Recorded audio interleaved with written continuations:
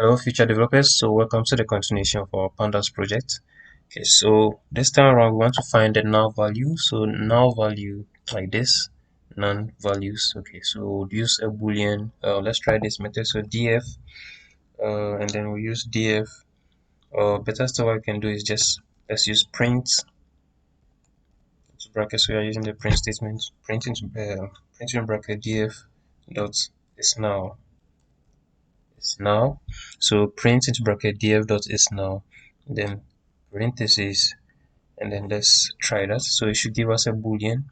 So you can see we have false, true, global. So let's see which one has a none. So here you can see none, no value. So the death newly reported in last 24 hours. We have death reported in the last 24 hours. So you can see death newly reported in the last 24 hours. We have true, so boolean. So it's true. We have some non-values here.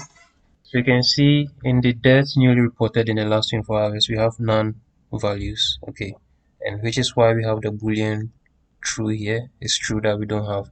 It's true that we have non-values for our deaths newly reported cases. You can see here we have false, meaning there are no non-values. They actually have figures or numerals in them. Okay, so let's try something here. Let's print this. So we want to sum our non-values. So let me just take this up. Okay. So to sum, let's just print and then see if we can get the summation for our null values. So print into brackets. You can use df and then dot is now,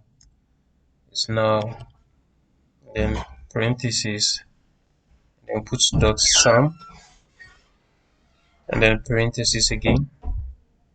Then let's print. So you can see for our death newly reported in the last 24 hours, we have 238 null values.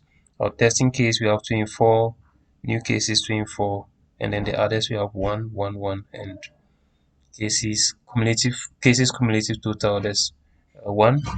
Full region there's none. For each row or column, we have the non values.